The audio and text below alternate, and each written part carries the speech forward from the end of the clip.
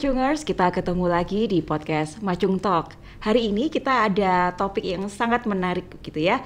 Seperti teman-teman Macungers tahu ya, saya berkacamata. Saya berkacamata itu sudah sejak tahun 2000 sekitar. Jadi itu sudah 25 tahun yang lalu begitu. Itu usia 17. Gitu. Usia 17 baru saya pakai kacamata. Nah, tapi akhir-akhir ini nih saya melihat ada ponakan saya yang masih kecil nih, dia udah mulai pakai kacamata umur 5 tahun ya. Apalagi kalau kita sekarang tahu gadget itu, TV dan lain-lain itu banyak gitu ya, dan kita hidup di dunia digital gitu.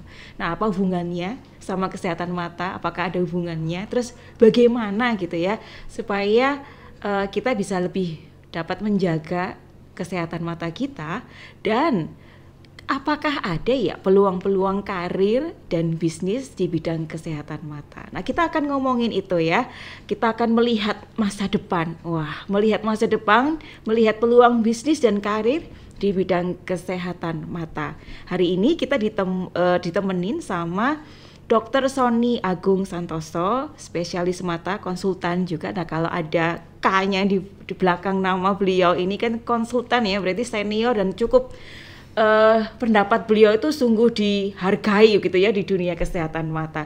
Beliau merupakan dokter mata yang berpraktek di 2 rumah sakit di Kota Malang dan sekaligus kepala program studi D3 optometri di Universitas Macung. Kita sapa ya. Halo Dokter Sony. Halo, gimana selamat kabarnya? Sore. Baik, Sehat alhamdulillah. ya. Alhamdulillah. Oke dokter.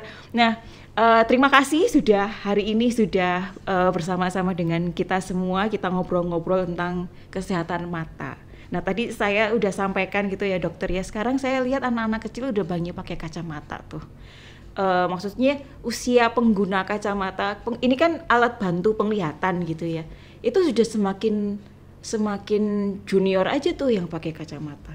Kira-kira kenapa ya dokter ya? Ya, jadi memang kacamata itu sekarang sudah hampir, kalau kita jumpai beberapa orang selalu menggunakan kacamata ya. Kalau nggak salah dulu sebelum dekade 1900-an itu mungkin angka kacamata itu sekitar 10-15% dari penduduk ya. Tapi sekarang itu dari 10 orang kita pasti ketemu sekitar 3 atau 4 pasti berkacamata.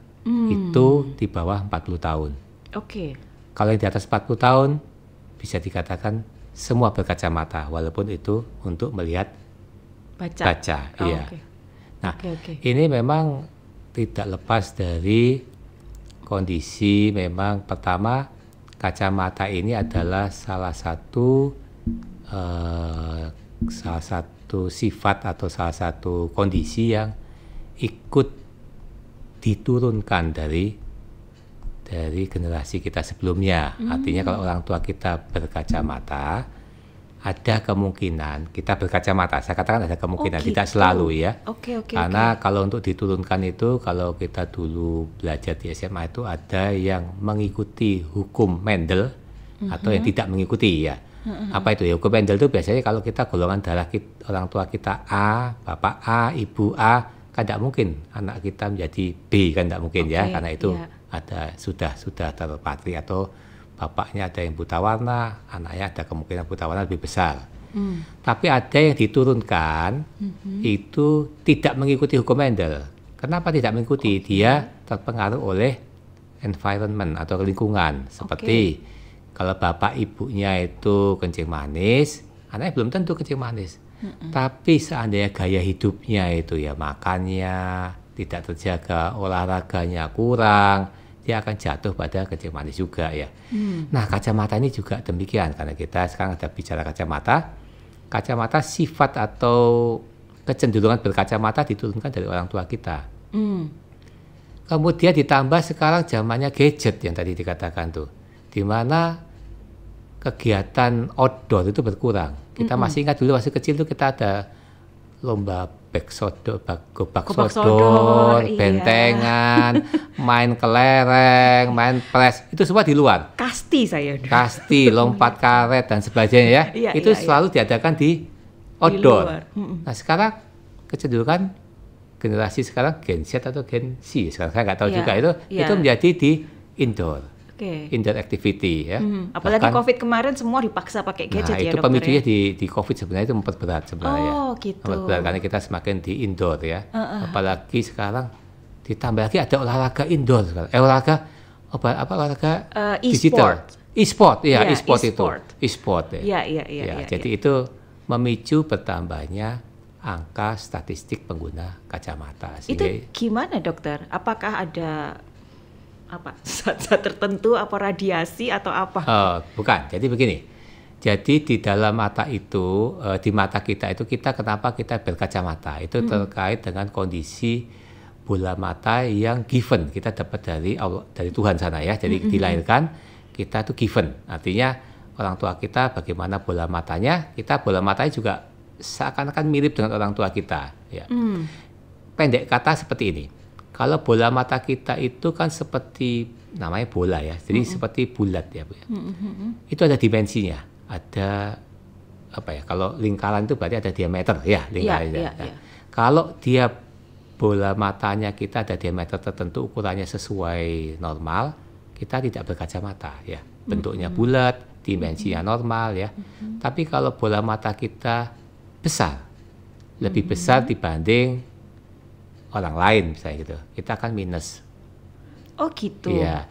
Kalau bola mata kita kecil, itu termasuk yang putih-putih ini. Bola mata itu keseluruhan bulat. Pokoknya ya. Bulat ya, bulat gitu ya, bulat ya. Kalau bola mata kita itu kecil dibanding normalnya, maka kita cenderung ke plus. Kalau bola mata kita nggak bulat, agak lonjong sedikit, bisa ya? Itu menjadi silinder. Ingat ya kata-kata ada kacamata silinder kan itu ya? Itu karena bola mata kita nggak bulat. Kalau kita lihat, ya kan kita nggak bisa lihat mata kita, tapi kalau kita lihat kalau dibuka gitu ya bola mata kita nggak bulat gitu loh. Nah kalau mata kita besar dan tidak bulat, maka kita minus dan silinder. Begitu ya. Kalau kita mata kita kecil dan tidak bulat, mata kita plus dan silinder. Bola mata kita kecil, bola mata kita besar, bola mata kita lonjong, itu given. Nggak bisa. Tetapi yang perlu diketahui bahwa bola mata kita itu berkembang. Artinya waktu kecil, seperti kita punya ukuran sepatu lah. Waktu kecil 34, 35, 36, dan seterusnya ya. Bola mata juga berkembang begitu. Sehingga tentunya ini ada suatu kemungkinan pertambahan ukuran kacamata. Nah ternyata indoor activity atau near distance activity ini atau jarak dekat ini memicu perkembangan mata lebih cepat. Ya, jadi kan katakanlah kita misalnya bola mata kita tahun 2-3 tahun lagi baru memanjang katakanlah sekitar setengah senti. Tapi dengan kita sering melakukan aktivitas dekat ini, kita mungkin nggak sampai 2 tahun, mungkin dalam 6 bulan kita sudah nambah dan sebagainya. Karena masih bola mata kita masih berkembang, belum fix perkembangannya.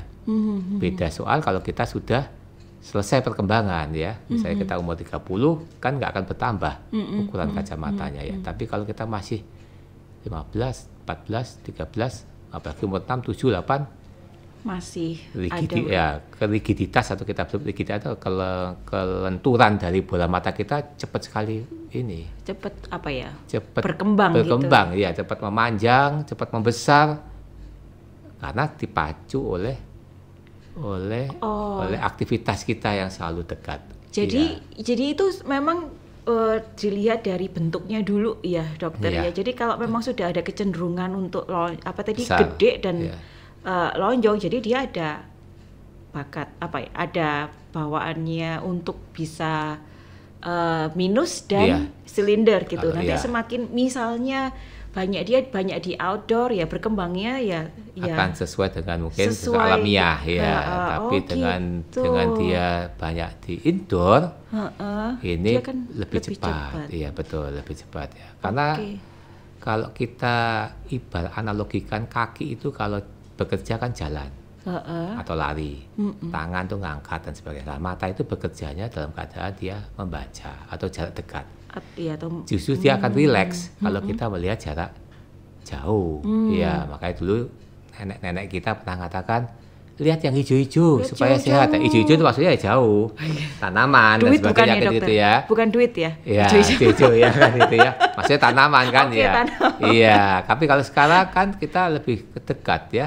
Lebih dekat. Pantesan ya dulu kayaknya ada olahraga, ya itu ngelihat jauh terus ngelihat dekat, ngelihat jauh. Iya, jadi itu melatih apa ya, Dok? Ya, kita memberikan relaksasi pada mata kita. Kalau kita lihat jauh itu sebenarnya kita mengistirahatkan mata kita untuk tidak bekerja terus. Jadi nggak ada hubungannya sama radiasi kah, apakah gitu? Ya, apakah ada, Dok? Sampai saat ini yang sudah diteliti dan terbukti cukup valid adalah aktivitas jarak dekatnya itu. Ya. Bukan karena pancarannya gitu. Bukan ya. Kalau radiasi lebih ke arah lelah dan merah. Tidak lelahnya. Ya lelah. Artinya kita lebih mempercepat lelah ya gitu ya. Tapi kalau yang dampaknya terhadap penambahan angka minusnya itu lebih ke arah jarak dekatnya ya. Aktivitas ya. Iya. Tadi dokter bilang kalau usia 40 pasti berkacamata. Pasti atau hampir pasti atau gimana? Ya, bisa dikatakan sudah pasti. Jadi sudah gini, pasti? Kacamata itu kita harus membedakan. Atau penglihatan kita bedakan bahwa kita tuh melihat objek di luar itu menjadi 3 area. Area jarak jauh, area jarak tengah, dan area jarak dekat. Oke. Aplikasinya demikian.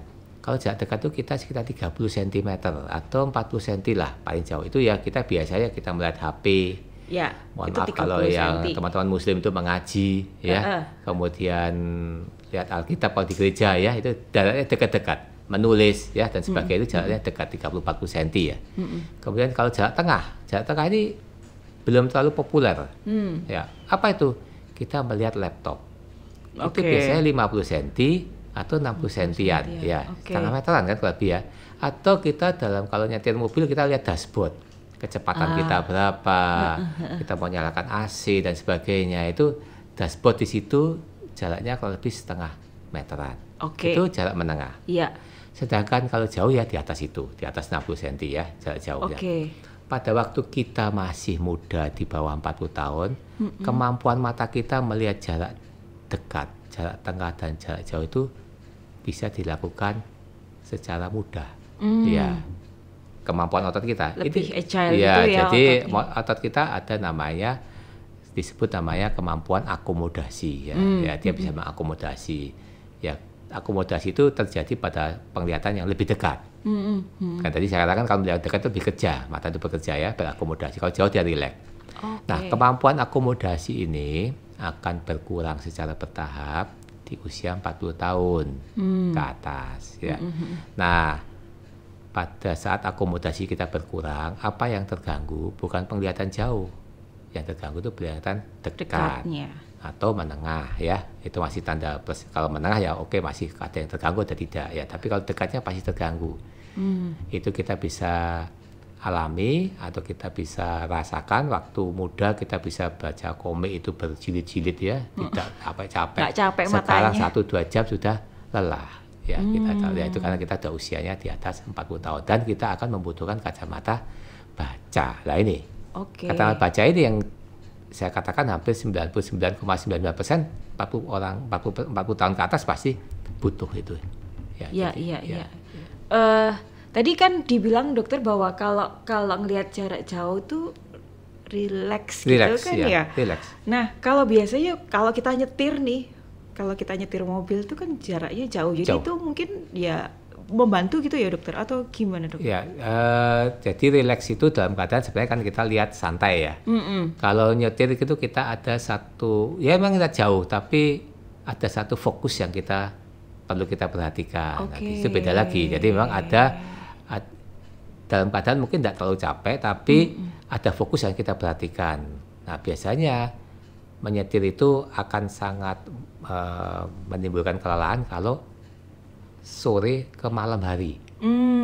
Lebih capek ya dibanding kita kalau pagi siang yang terang benderang gitu ya. Tapi kalau agak redup ya itu biasanya kita lebih memerlukan fokus saja itu ya. Baik. Nah, kalau ini jadi saya agak sedikit konsultasi. Iya. Nah, kalau kayak misalnya saya ini dokter, ini kan minus dan silinder. Usia sudah di atas 40 gitu. Cuman memang kalau baca ya saya harus copot kacamata malahan. Betul. Gitu. Kadang bisa, kadang enggak. Nah, itu ada apa? Apakah perlu lensa khusus gitu atau kayak gimana, dokter? Oke, ya. Jadi di pelajaran kacamata ini atau optometri nanti ini sebenarnya ada matematikanya. Jadi memang kan itu ada matematika, ada hitungannya. Jadi sebenarnya kacamata baca itu adalah tadi saya katakan karena terjadi proses penuaan kan, penuaan atau degenerasi sehingga akomodasi kita berkurang. Nah, akomodasi yang kurang itulah akan ditambah dengan bantuan kacamata. Saya berikan contoh kasus. Kalau saya normal lihat jauhnya, itu berarti kan 0 ya. 0.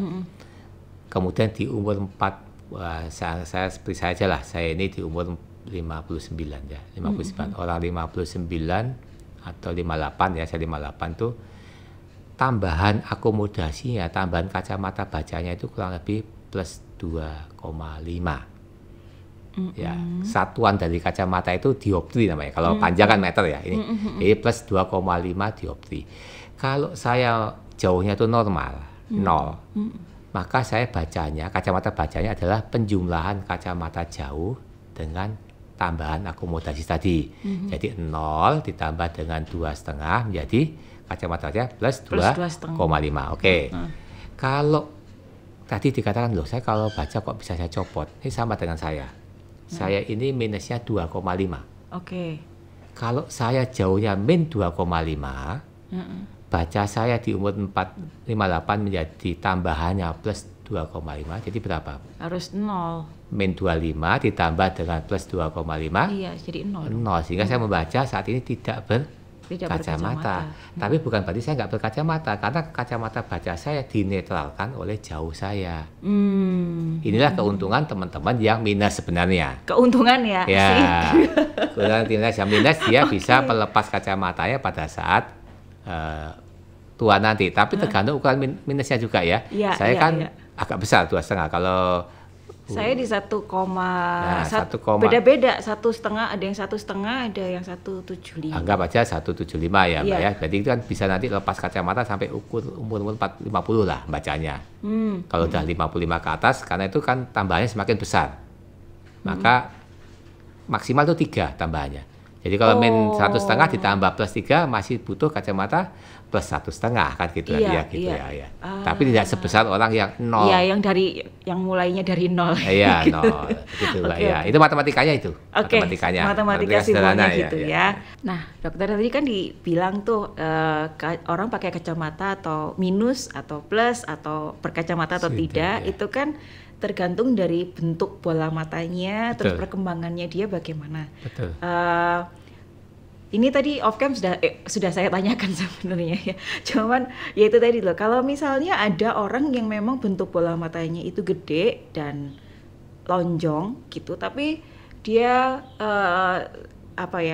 aktivitas luar ruangannya itu banyak, terus ngeliat jauhnya sering rileks kan berarti ya matanya. Apakah itu mungkin gitu kalau dia tidak berkacamata gitu hingga usia tertentu gitu? Iya, jadi saya katakan tadi, jadi sebenarnya dimensi dari mata tadi menentukan dia berkacamata apa tidak ya, dimensinya. Tapi sebenarnya di dalam mata itu ada beberapa organ yang juga mempunyai fungsi untuk memfokuskan apa yang kita lihat dari depan ini ya. Jadi walaupun bola mata kita besar, katakanlah besar ya memang, kalau jadi penglihatan itu kita sebut namanya, nanti kalau di optometri kita bicara itu namanya refraksi, pembiasan. Artinya apa? Pembiasan itu benda yang kita lihat di depan itu akan difokuskan ke mata kita semuanya. Di mata kita ada yang bagian yang paling tempat untuk difokuskan namanya retina ya. Semua harus jatuh ke situ ya. Jadi kalau kita melakukan penyinaran pada kolam renang atau di air kan jatuhnya sinar itu tidak lurus, bengkok ya. Nah, namanya kan pembiasan, dibiaskan namanya gitu ya. Betul. Nah, betul. Jadi semua bayangan yang kita lihat itu akan difokuskan. Walaupun matanya besar, tapi kalau organ-organ pembiasanya ada yang bisa mengkompensasi ya, jatuhnya tepat di retina, kemungkinan dia tidak berkacamata. Kemungkinan tidak berkacamata ya. Tadi yang saya katakan bentuk dimensi itu pada umumnya. Ya, tapi kalau organ-organ lain yang bisa mengkompensasi itu bisa aja. Tapi kalau dia sudah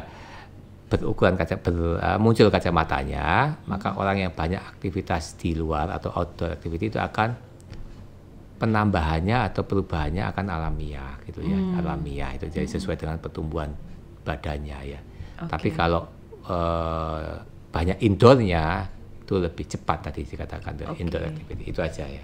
Nah kalau kayak gitu dokter, apakah ada perannya nggak sih makanan, pola makan, ada nutrisi tertentu gitu yang bisa membantu itu tadi kemampuan organ-organ yang di dalam mata itu untuk bisa bekerja dengan baik gitu? Kalau penelitian yang update ya sampai saat ini adalah makanan atau sayur-sayuran dan buah-buahan itu lebih ke arah kesehatan mata secara umum. Ya, kalau secara khusus yang sudah di-launching oleh Badan Kesehatan Dunia atau WHO adalah rumus 20-20-20. Apa itu 20-20? Ya. 20 ini memang kita populerkan ya, sekarang di setiap pembicaraan kita harus memfamiliarkan istilah 20-20-20. Ini istilah dari luar negeri ya, karena WHO kan badan dari luar negeri ya. Apa itu? Jadi setiap 20 menit kita melakukan indoor activity, melihat gadget, membaca, dan lain-lain ya, yang jarak dekat ya, itu kita harus beristirahat selama 20 detik. 20 detik? Ya, setelah 20 menit kita menggunakan gadget, kita istirahat 20 detik. Ngapain kita istirahat 20 detik? Kita harus melihat jauh sejauh 20 feet. Ya, 20 feet itu kalau di sekitar 6 meter. Ya, jadi rumusnya adalah 20-20-20. Itu rumus yang terkenal sekarang. 20 itu ya menit indoor, 20 menit gadget ya, atau near activity ya, near activity. Ya, istirahatlah 20 detik dan lihatlah sejauh 20 feet.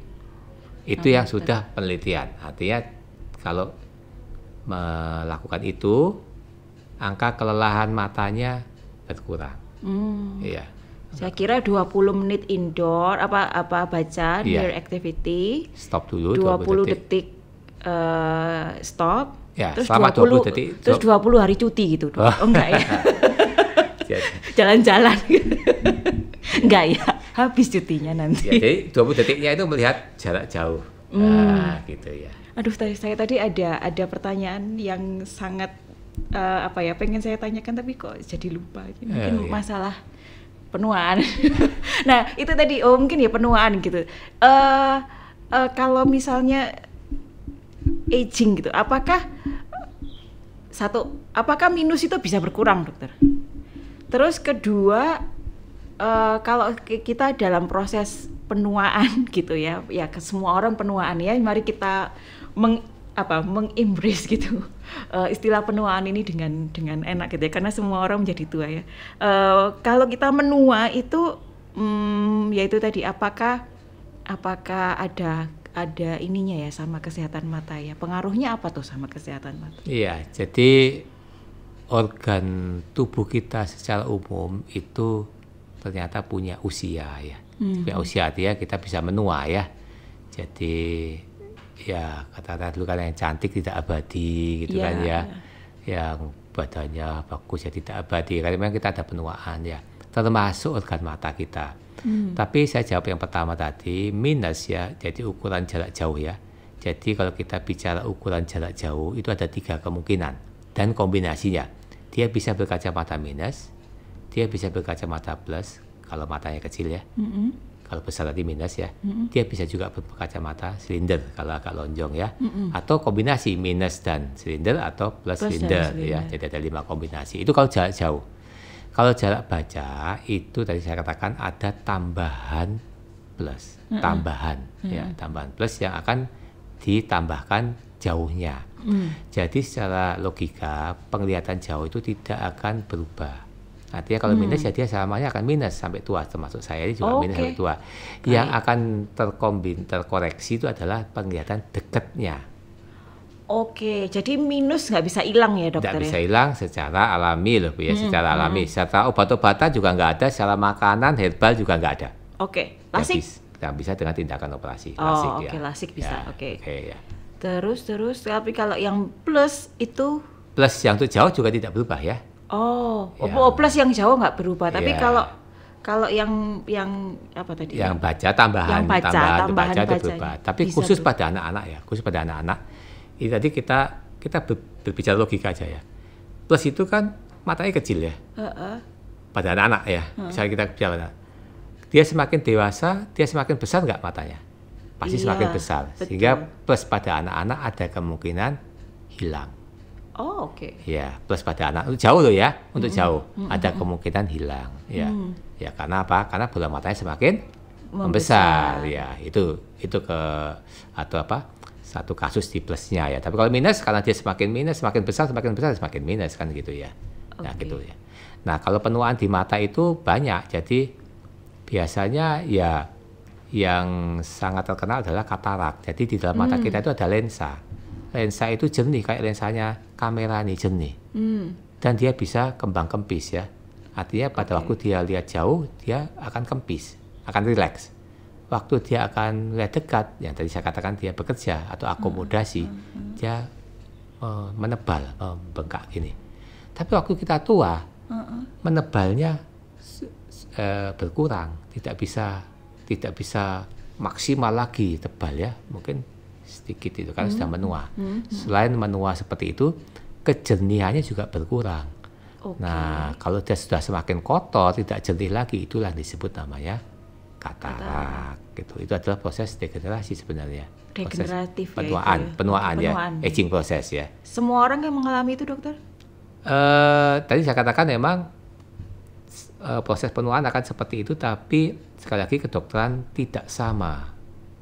Baik individu tidak sama itu. Ada orang yang katarak di umur 70 itu wajar, ada yang 40 tahun, ada 50 tahun.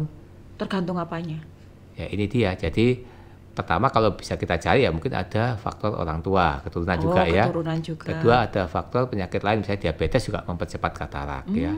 Atau trauma kebentur sebelumnya ya juga akan mempercepat katarak sebelumnya. Atau penyakit lain yang harus kita cari. Tapi pada dasarnya individu-individu di dunia kedokteran itu tidak bisa kita samaratakan. Makanya kita menangani pasien itu kan one by one. Iya, tidak bisa kita seperti mobil ya, kita kalau remnya blong ya pasti ini tidak bisa ya, karena dia benda hidup soalnya ya. Gitu. Iya. Jadi Macungers jangan ngambil konsultasi dari ini ya, dari podcast ini ya. Kalau ada masalah dengan matanya segera temuilah dokter mata terdekat gitu. Oke. Nah, dokter kan tadi dokter bilang kita tuh kan nggak tahu ya bentuk bola mata kita tuh kayak gimana.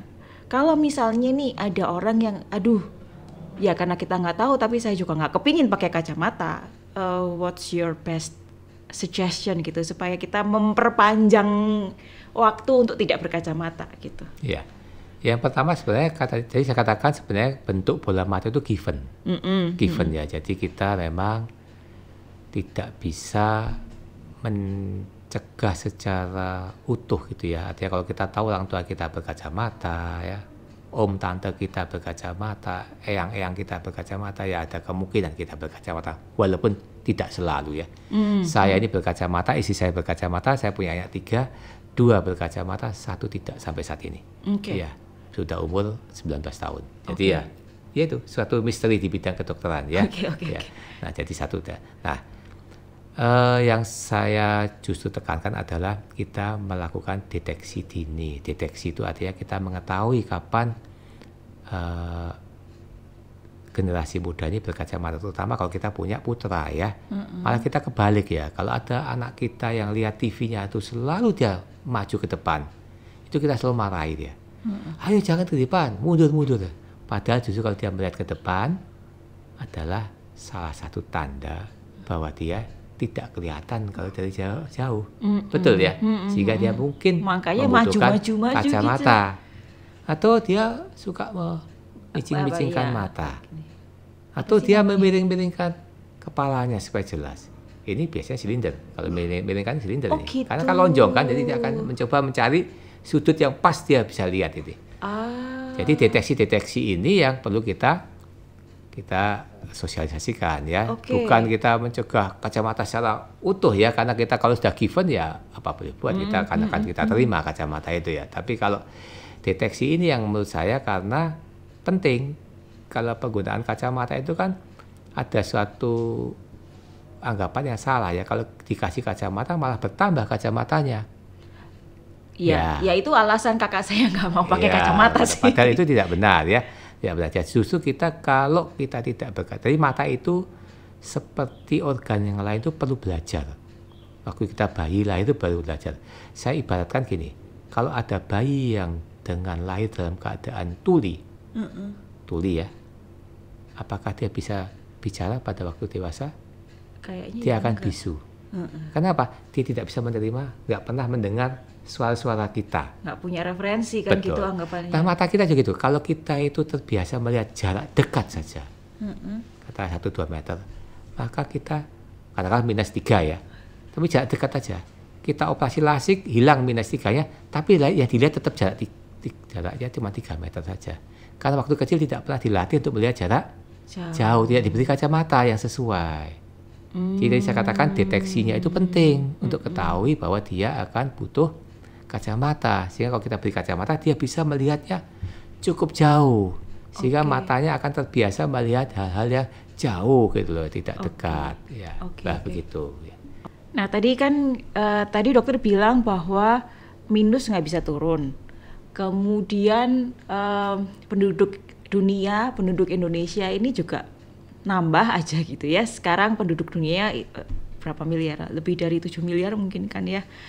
Nah itu berarti kebutuhan akan alat bantu penglihatan ya, seperti tadi juga tambahan bahwa semakin sekarang kalau Dr. Sony bilang bahwa dulu itu cuma 15%, sekarang 4 orang dari berapa tuh yang 10, ya. 4 orang dari 10 orang yang pakai kacamata gitu. Jadi kan kebutuhan akan alat bantu penglihatan itu semakin lama semakin tinggi ya dokter ya. Yeah. Nah tadi dokter Sony juga bilang ya karena minus tuh nggak bisa turun, ini jumlah optik tambah banyak gitu ya yang membantu kita untuk mendapatkan alat penglihatan mata. Nah kalau dari sisi seperti itu dokter, berarti kan sebelum kita ngomongin kebutuhan kacamatanya, kebutuhan orang yang meriksa gitu, yang untuk bisa membantu kita mendapatkan ukuran kacamata yang tepat itu gimana sih alurnya dokter? Apakah harus ke spesialis mata dulu atau ke optik langsung gitu bisa atau gimana? Iya, jadi memang mata ini termasuk salah satu indera di tubuh kita ya, yang masuk dalam program kesehatan di Kementerian Kesehatan ya. Artinya kesehatan indera itu dimasukkan dalam program prioritas untuk diutamakan di masyarakat Indonesia ini. Nah, di dunia kesehatan mata ini kita mengenal ada dokter spesialis mata ya. Dia ini adalah seorang dokter yang mempunyai keahlian khusus di bidang mata, mulai dari deteksi penyakit mata sampai mengatasi penyakit mata itu sampai tuntas. Ya, tuntas artinya ya bisa dalam bentuk obat-obatan, bisa dalam bentuk alat bantu atau dalam bentuk operasi ya. Seperti itu. Nah, tapi sebelum seorang dokter itu menjadi spesialis mata, dia juga menjadi dokter umum. Ya, nah, dokter umum ini juga mempelajari indera mata itu ya, walaupun tidak terlalu dalam ya. Yang dia kuasai memang hanya sebagian dari ilmu kesehatan mata secara utuh ya. Di luar kedokteran, ini ada satu profesi lagi yang sekarang juga sedang digiatkan oleh pemerintah, yaitu profesi namanya optometri. Dulu ini dikenal dengan nama refraksionis optician, RO ya. Tapi nomenklatur ini atau istilah ini dirubah oleh dikti karena memang mungkin menyesuaikan di luar negeri ya. Kalau di luar negeri itu istilahnya nggak ada refractionist optician, yang ada adalah optometris. Ya, sehingga mulai kalau nggak salah tahun 2022 atau 2020 mungkin ya, itu sudah nomenklaturnya dirubah menjadi optometri. Optometris ya, berarti orangnya namanya optometris ya. Nah, apa ini optometris? Optometris ini adalah termasuk dalam tenaga kesehatan juga ya. Nakes ya? Nakes juga ya, nakes juga, tetapi dia bukan yang menguasai obat-obatan atau operasi, tapi dia menguasai deteksi dini, menguasai pemeriksaan, dan pemberian alat bantu. Bahkan ada ilmu yang dikuasai optometris dan tidak dikuasai dokter mata adalah masalah kacamata. Ya, karena kalau kacamata kami dari dokter mata tidak mendapatkan ilmu itu. Tapi kalau yang kesehatan matanya, memeriksa dan sebagainya, mengetahui ukuran kacamatanya itu masih bisa dokter mata dan dokter umum. Tapi mengolah kacamatanya, ini miring ke depan, miring ke belakang, nggak pakai frame atau pakai nilon itu, atau ininya kurang kencang ya, earpiece-nya atau nosepadnya kurang ini, itu dikuasai oleh seorang optometris. Optometris. Ya, itu. Oke, nah berarti itu istilahnya masalah teknis untuk kacamatanya gitu ya dokter, termasuk Jadi dia bisa memeriksa kesehatan mata dari awal, sudah bisa. Oh, sudah bisa? Bisa, ya. Cuma nanti dia akan melakukan suatu penyaringan ya. Kalau itu adalah masalah, jadi di dalam optometris ini ada 3 ilmu utama sebenarnya, yaitu masalah refraksi. Ya, refraksi ini ada kaitannya dengan nanti akan berakhir dengan kacamata. Ya, mulai dideteksi dulu kan, pasti orang datang kacamata itu pasti datang pertamanya keluarnya kabur penglihatannya. Ya, tentu akan dicek kalau ini masalah refraksi. Penyelesaiannya atau terapinya atau pengobatannya bukan obat tapi berupa kacamata. Ya. Nah, satu ilmunya adalah refraksi. Yang kedua masalah ilmu adalah lensa kontak. Lensa kontak ini juga optometri mempelajari sampai memberikan lensa kontak. Dia bisa menentukan lensa kontak mana yang cocok buat pasien ini atau klien ini. Ya. Kemudian yang ketiga yang tidak dipunyai ya. 2 tadi refraksi dan lensa kontak ini beririsan dengan dokter ya. Tapi kalau yang satu lagi yaitu optisi namanya, atau optik atau optician, itu adalah mempelajari pembuatan kacamatanya ini. Nah, kacamata ini yang dia lebih ahli dibanding siapapun ya. Tapi kalau tadi refraksi dia bisa. Jadi kesehatan mata secara umum dia bisa, semuanya bisa, tapi nanti dia akan pilah-pilah, ini akan selesai di kacamata, selesai di lensa kontak, atau butuh pengobatan dan operasi akan di-refer ke atau dirujuk ke dokter. Ya. Berarti nggak semua-muanya dari penglihatan, misalnya penglihatan kita kabur itu nggak semua-muanya jalan atau solusinya itu adalah kacamata ya? Ya, tidak. Jadi kita bedakan, biasanya kalau di mata kita bedakan 2 aja. Itu refraksi itu adalah berakhir kacamata nanti. Pasti akan diselesaikan dengan kacamata bisa jelas. Satu lagi adalah organik. Kalau klien organik kayak katarak, dikasih kacamata ya tidak bisa. Atau kepukul, trauma, ya tidak bisa dikasih kacamata, pasti dikasih obat atau dilakukan suatu tindakan gitu. Ya. Tadi waktu kita ngobrol-ngobrol off cam gitu ya dokter kan sempat menyebutkan bahwa misalnya kapan sih waktu yang terbaik untuk ngukur ukuran kacamata begitu. Dokter tadi sempat menyebutkan bahwa kadang juga ada misalnya kalau gulanya lagi tinggi itu ada pengaruhnya gitu. Ukurannya bisa keluar tapi itu bukan solusi. Nah, kayak gini nih misalnya gini, kita datang ke optik berarti optiknya juga harus bisa untuk ngomong ini ya atau merujuk ke SPM jadi, gitu misalnya. Seorang optometris pelajarannya di dalam kurikulum pelajaran dia akan pelajari penyakit sistemik yang berpengaruh pada mata. Dia pelajari. Masuk tadi diabetes, yang paling sering kan diabetes, hipertensi, kolesterol dan lain-lain yang mempengaruhi mata. Sehingga dia waktu klien datang ke optometris harus melakukan suatu history taking atau tanya jawab, tidak langsung periksa. Nggak langsung periksa ya? Itu seorang optometris yang baik ya gitu ya. Ya, jadi dia lakukan history taking sehingga dia bisa, oh ini kira-kira memang bidang refraksi ini akan selesai dengan kacamata, atau wah ini ada penyakit Bu, mungkin diperiksa dulu tempat lain atau bagaimana gitu. Tapi kalau untuk jadi seorang apa tadi? Optometris ya. Optometris ini belajarnya di optometri ya. Optometri di kita di program studinya nama optometri ya. Iya, optometri. Dan itu vokasional ya dokter ya.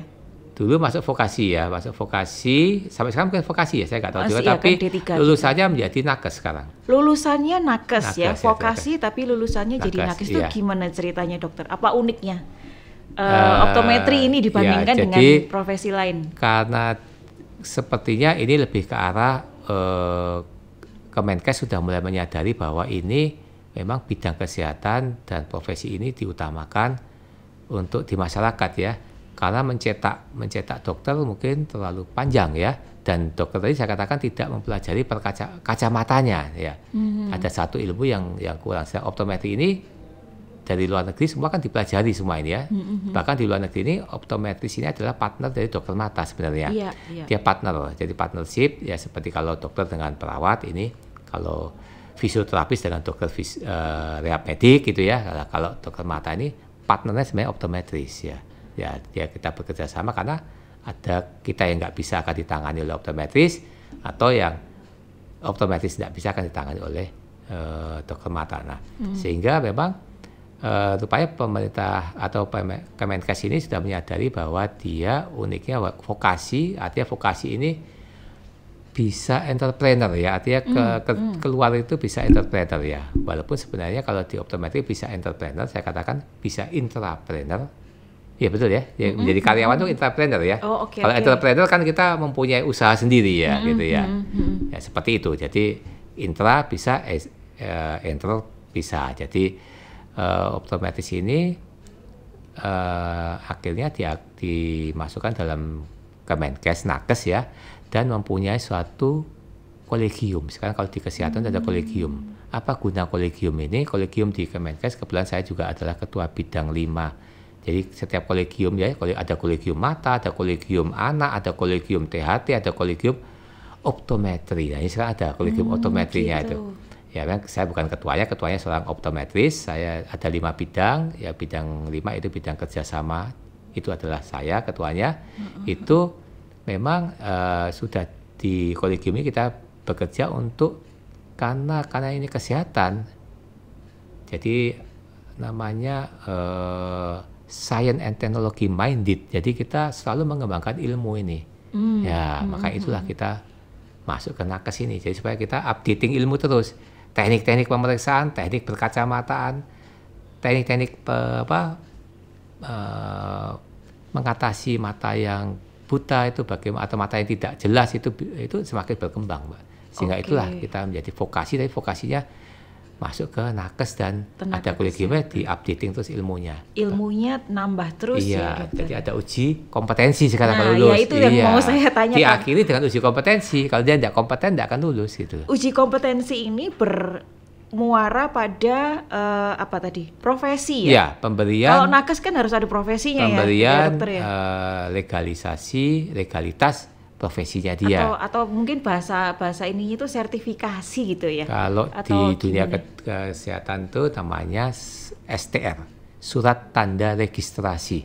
Artinya kita sudah terregister di pemerintah kita ini, kita sebagai dokter mata, kita sebagai dokter umum, dokter THT, sebagai optometris, ya kita punya profesi. Yang kompeten untuk menjalankan praktek. Iya, jadi tertentu gitu kan ya. Kan di pemerintah ini diregister ya setiap dokter. Jadi saya terregister nomor berapa gitu loh. Dari 100 berarti ratusan ribu dokter lain ya.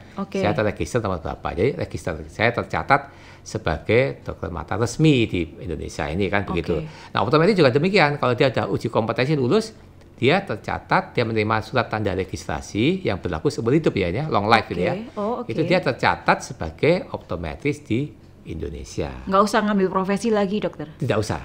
Kalau sudah keluar STR nggak perlu ambil profesi. Kalau nakes yang lain kan kayak misalnya. Kalau seperti farmasi dia harus menempuh pendidikan profesi baru bisa dapat uji kompetensi. Oke. Iya, kalau farmasi aja kan jadi ada kan usianya. S1 farmasi dulu baru profesi ya. Apoteker. Dokter gitu. juga demikian. Dokter itu S.Ket dulu, ya, baru profesi. Iya, dokter. Oke. Engineer juga gitu kan? Ada ST dulu, kemudian ada engineer. Perawat juga ada pendidikannya dulu. Menjadi nurse. Terus ada nurse-nya sendiri. Gitu ya. Kalau optometri sampai saat ini keuntungannya kita langsung D3 diakui sebagai profesi. Kerjanya lapangan kerjanya luas nggak, Dokter? Ya, optometri ya. Jadi optometri itu lapangan kerjanya sangat luas. Ya. Yang pertama tadi sebenarnya kita bagi intra dan ekstra entrepreneur. Entrepreneur kapan ya? Entrepreneur dia bisa bekerja sebagai karyawan optik ya. Kalau dia nggak punya modal kan dia jadi karyawan dulu ya. Kemudian dia juga bisa bekerja di rumah sakit. Oke. Karena nakes ini. Boleh ya. Karena nakes. Atau di klinik-klinik mata ya. Atau karena dia mempunyai ilmu masalah kacamata termasuk lensanya, dia bisa menjadi karyawan atau bekerja di tenaga ahli di bidang usaha pabrik atau industri kacamata dan lensa. Oke. Ya, industri itu. Oke. Kalau di daerah Jawa Timur paling dekat industri lensa atau kacamata? Industri lensa ini kalau yang terkenal ya, mungkin terkenal saya enggak. Kalau di Indonesia nama mereknya saya nggak ada banyak, tapi saya nggak begitu apa.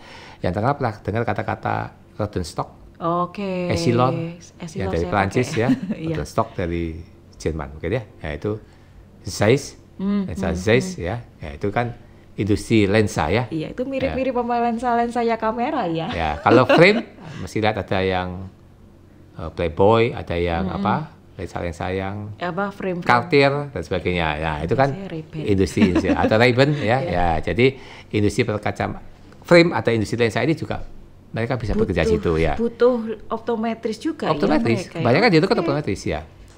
Atau sebagai dosen ya. Sekarang kan ada institusi pendidikan ya. Jadi kan tentunya mereka akan bisa melanjutkan kalau yang suka mengajar, suka meneliti pasti akan ke dosen ya. Dan bisa sebagai entrepreneur, dia bisa bikin usaha optik, bikin pabrik lensa, ya bisa juga. Optik itu harus, apakah semua optik selalu punya optometris? Seperti apotek, penanggung jawabnya harus apoteker. Oke. Optik yang legal itu harus optometri, penanggung jawabnya ya, okay. Bukan pemilik ya, penanggung jawabnya ya. Jadi itu, tapi kalau yang tidak mempunyai optometri tidak boleh mengatakan dirinya optik sebenarnya. Tapi dia bisa mengatakan toko kacamata, boleh. Kalau toko kacamata boleh, tapi kan tidak bisa melakukan pemeriksaan ya. Toko kacamata hanya menjual frame saja gitu ya. Tidak boleh melakukan pemeriksaan karena dia tidak mempunyai kompetensi itu ya. Sama dengan apotek. Ada juga yang disebut namanya toko obat. Betul ya? Jadi kalau apotek dia bisa yang logonya hijau, biru, merah itu apotek boleh karena ada apoteker, tapi kalau toko obat hanya yang hijau dan biru ya. Yang OTC ya kita bisa beli karena kalau obat ada stempelnya hijau dan biru itu kan ya itu boleh ya. Ya itu ya bedanya. Kita kira kalau orang awam sama aja loh. Beda. Enggak ya ternyata ya. Karena kalau yang apotek harus izinnya khusus dari dinas kesehatan. Ya. Demikian pula dengan optik. Optik udah dinas kesehatan ya. Oke. Nah kan soalnya ini sering nih ada sekarang lagi zamannya belanja online ya. Iya. Belanja online itu kadang-kadang kan jual kacamata online tanpa melalui pemeriksaan. Kayak gitu tuh ya emang ya toko kacamata aja ya gitu berarti atau mungkin tidak ada izin tapi memang teknologi yang maju ini kita tidak memusuhi ya. Kita harusnya memanfaatkan teknologi maju ya. Sekarang ada namanya telemedicine. Iya kan, telemedicine. Jadi kita melakukan suatu diagnosis penyakit atau terapi penyakit itu dari jarak jauh. Ya, tapi tentunya belum semuanya ke sana ya. Nah, misalnya ini saya umpamakan gini, dia sudah periksa ke optik, ukurannya sudah tahu. Tinggal dia beli lewat online. Ya nggak ada salahnya juga. Online-nya tinggal mengambilkan saja. Kalau saya dulu gini dokter, ke klinik mata, dapat ukurannya di dokter mata. Sudah dapat. Terus baru belinya online. Iya boleh kan, itu kan suatu teknologi yang kita tidak bisa memusuhi ya. Tapi kalau saya malah merangkul itu ya. Malah itu menjadi suatu opportunity ya untuk bisnis ya. Jadi teman-teman yang optometris bisa aja kan dia membuat seperti itu online seperti itu ya. Terus dia bikin jaringan network dengan teman-temannya di kota lain, diperiksakan di situ, nanti kacamatanya dari dia kan, bisa saja saling simbiosis mutualisme gitu ya. Gitu. Ya. Nah dokter tadi kan dibilang bahwa optometris gitu ya. Optometris itu belajarnya D3 ya, kuliahnya 3 tahun, terus nanti ada ujian kompetensinya, terus dia sudah punya profesi sebagai optometris gitu ya. Nah, kalau di sisi sebagai profesi optometris ini kontribusinya apa dokter untuk layanan kesehatan masyarakat gitu yang kalau di Indonesia terutama ya? Iya. Jadi Indonesia ini terkenal dengan penduduk yang banyak ya, kemudian pulau-pulau dan daerah-daerah yang cukup berjauhan. Saya kira tadi saya katakan untuk early detection ini cukup penting ya. Early detection tentunya jumlah dokter mata, jumlah dokter kan tidak memenuhi seperti itu ya. Artinya sekolahnya kedokteran, apalagi dokter mata ya, cukup panjang. Sedangkan optometris ini dalam 3 tahun kita sudah bisa mencetak seorang optometris dan bisa didaya gunakan, sehingga optometris akan menjadi masa depannya akan menjadi andalan dari pemerintah untuk mendeteksi dini adanya kelainan kesehatan mata di tingkat masyarakat. Saya kira itu. Jadi memang saya kira ini kesempatan yang cukup besar ya bagi teman-teman yang ingin memilih profesi optometris ini untuk masa depannya, karena saya kira sudah mulai diperhatikan oleh pemerintah, dibuka seluas-luasnya, dan nantinya fasilitas kesehatan tingkat 1 ini saya dengar akan dilengkapi oleh optometris. Puskesmas gitu dokter? Iya, betul. Jadi kalau fasilitas kesehatan tingkat 1 banyak ya, jadi ada puskesmas, ada klinik-klinik, ada dokter praktek pribadi, tapi yang dipunyai pemerintah kan puskesmas. Pasti yang diutamakan adalah puskesmas, ada punya pemerintah duluan ya. Dan satu kota bisa mempunyai beberapa puskesmas, tidak satu ya. Jadi saya kira ini sangat membuka peluang teman-teman untuk menekuni atau mengambil profesi optometris ini.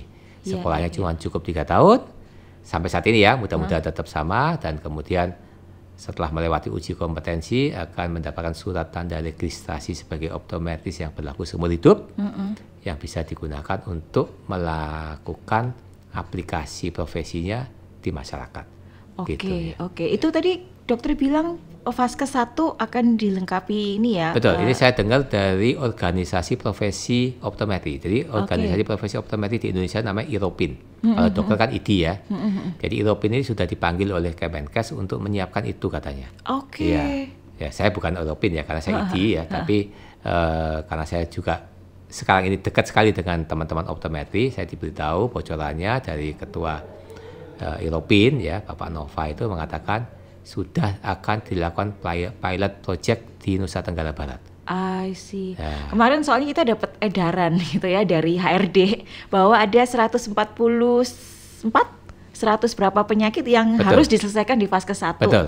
Termasuk kelainan kacamata. Kelainan itu ya. Tadi minus miopia, plus itu hipermetropia atau hyperopia, dan cilinder astigmatism.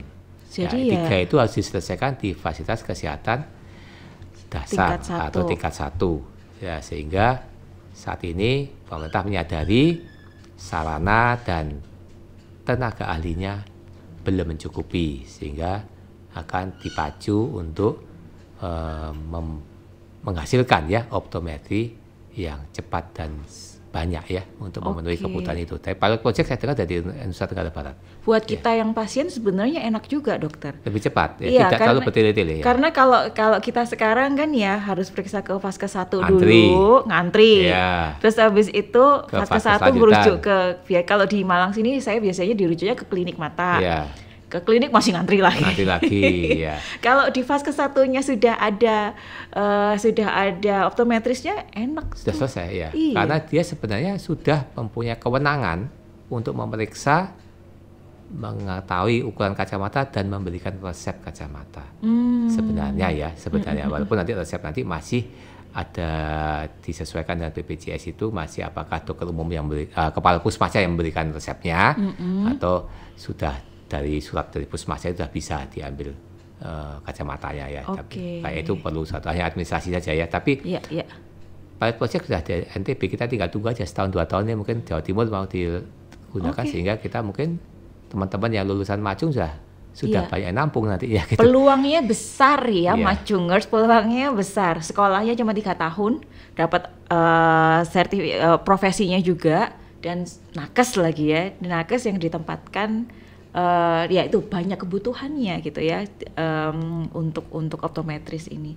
Nah dokter, kalau dari pengalamannya dokter ya, tantangan terbesarnya dokter dalam meningkatkan kesadaran masyarakat tentang kesehatan mata di Indonesia itu tantangannya apa dokter?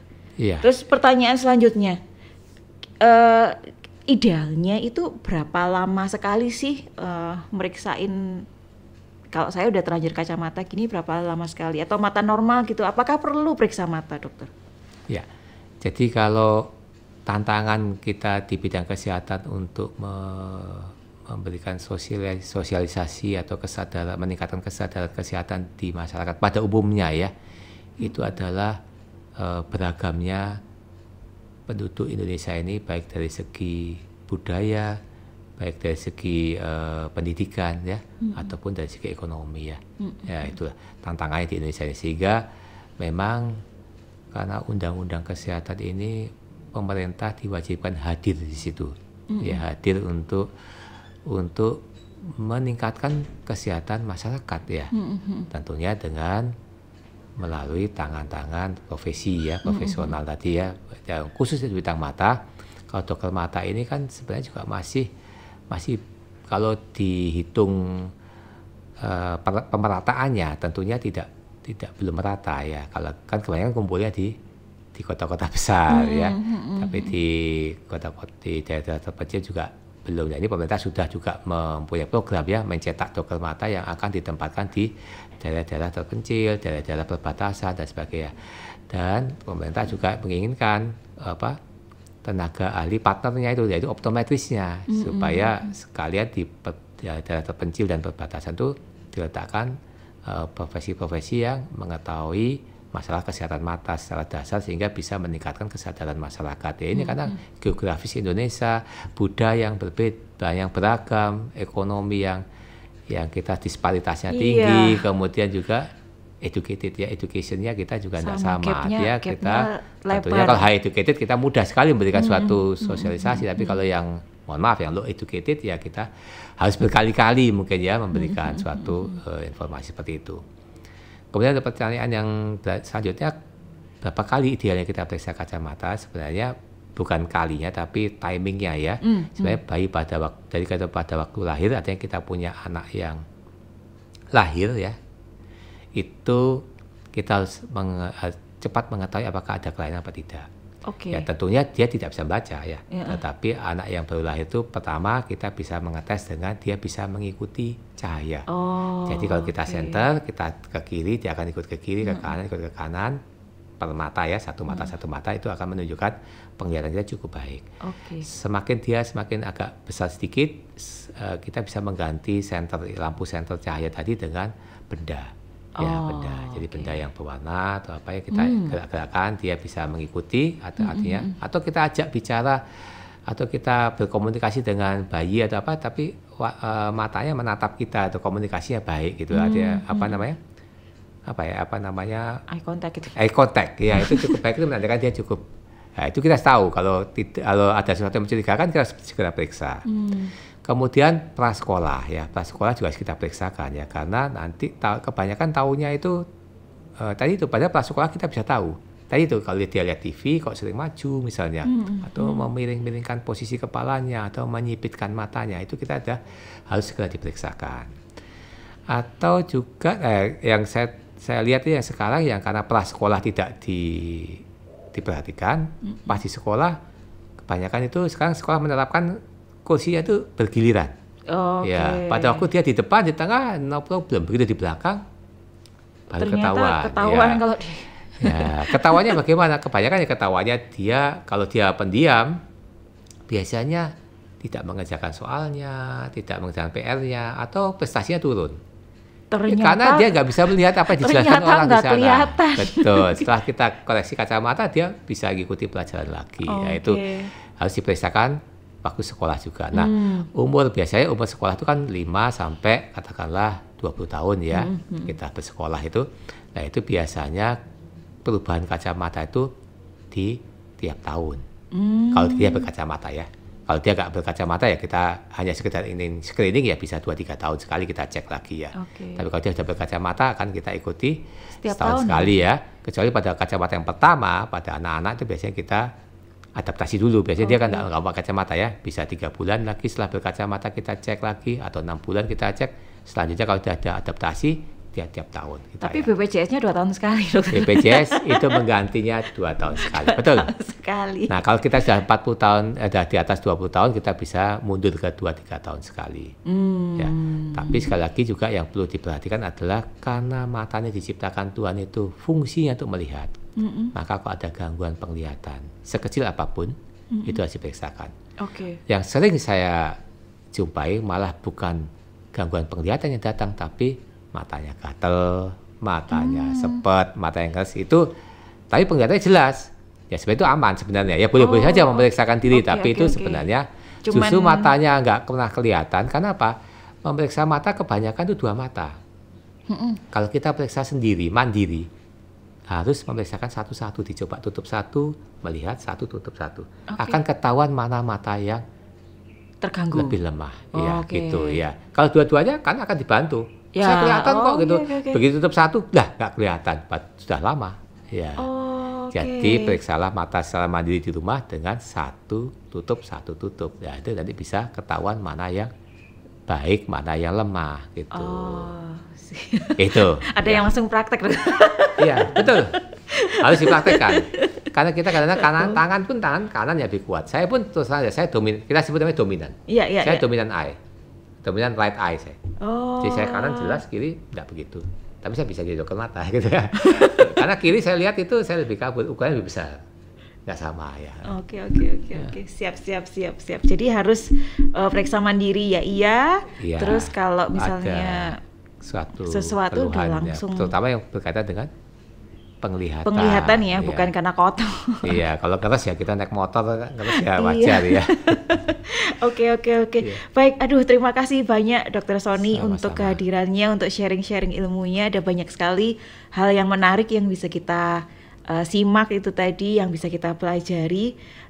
Rekan-rekan Macungers, kalau misalnya ada pertanyaan-pertanyaan lebih lanjut begitu, silakan teman-teman semua kirimkan email pertanyaannya ke kolom komentar, baik itu di Spotify. Spotify bisa komentar nggak ya? Nggak bisa komentar ya. Di YouTube, di YouTube bisa komentar gitu ya. Terus atau di Instagram ya. Kalau misalnya dengerinnya Spotify ya udah kirim email aja nanti kalau ada pertanyaan ya. Bisa komen di sana, kirim pertanyaannya bisa ke humas@macung.ac.id. Nanti kita akan sampaikan kalau pertanyaannya tentang teknis kesehatan mata ya nanti kita salurkan ke Dr. Sony. Tapi kalau teknis mendaftar di D3 optometri, nah itu kita yang jawab gitu kan ya. Terima kasih banyak untuk kehadirannya dan terima kasih juga Macungers yang sudah menyimak podcast kita. Sampai ketemu kita di episode berikutnya. Dadah.